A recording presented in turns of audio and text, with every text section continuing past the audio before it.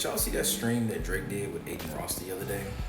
I did, and it was kind of cringy. So I'm gonna share my thoughts, and hopefully you'll feel the same. First, when I see Drake, I see a man who is confused. He's completely confused because he doesn't understand why we aren't like jumping back on his bandwagon, or why we aren't happy to hear about his album with Party Next Door, which he pushed back. You know, he said he pushed back for, I forgot what reason he said he pushed it back, but it's kind of hard to believe that, you know, it was supposed to come out a month ago and like Kendrick dropped and he didn't drop. So it kind of looked like, you know, Kendrick stepped on his release date in a sense, but that's just me outside looking in. But the image that Drake is trying to portray is kind of sad because it's like, you know, it's like he's refusing to believe that he lost. And a man that's living in denial just looks crazy. He looks like he's insane because he is basically looking at the reality of a situation and forming his own narrative. And that's crazy. And you can see it with just the way that he's like I guess flamboyantly like kind of like moving now.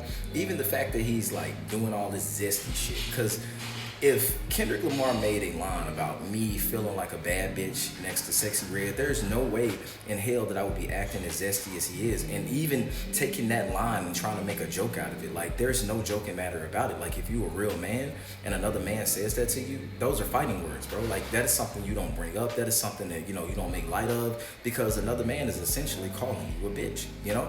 And it just seems like either the point went over his head or he thinks that he can laugh and eventually we'll start laughing with him. Nobody's laughing. Everybody's looking at you like, bro, you have a fucking problem. Like, you need to get help.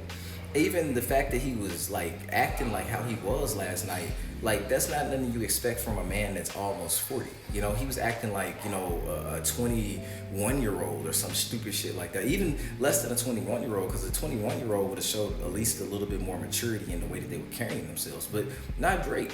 Even with the letter that he was trying to read from his so-called fans, like that was even like another like shot or antic of his because everybody knows that you didn't just read that letter just live. You've been read that letter. You knew what that letter was going to say leading up to the words of it. So, but you chose to say, you know, fuck Kendrick to a certain extent and not really even go all the way out with it. It was just like, oh, well, you didn't expect to read that. Like, that was probably the only words on the paper that made, you know, you feel a little alive, you know? So for you to act like you accidentally read that is a problem, bro. And it's just overall Drake behavior. And Drake is becoming this person that we don't understand or recognize because he's not the same person that was delivering these hits. He's not the same person that was like, you know what I mean, telling you that he's always going to be this hit maker. He's not that guy no more.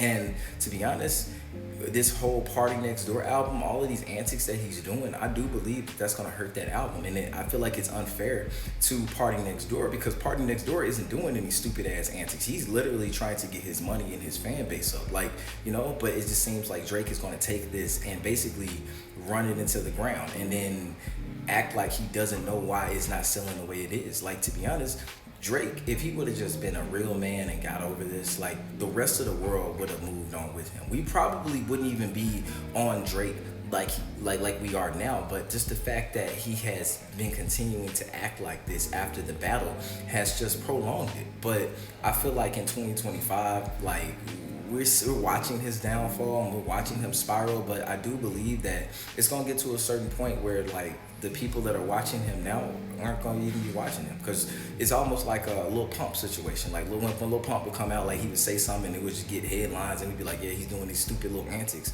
But now, who the fuck gives a fuck what Lil Pump does? Nobody. And that's gonna be the same story with Drake. So I really hope that, you know, he gets some help and he like grows through this. But if Drake is showing us any history of how he handles things and how he does it, like we're gonna be 2025 talking about some stupid ass antic that he's tried. Or to be honest, we probably ain't gonna talk about it at all. So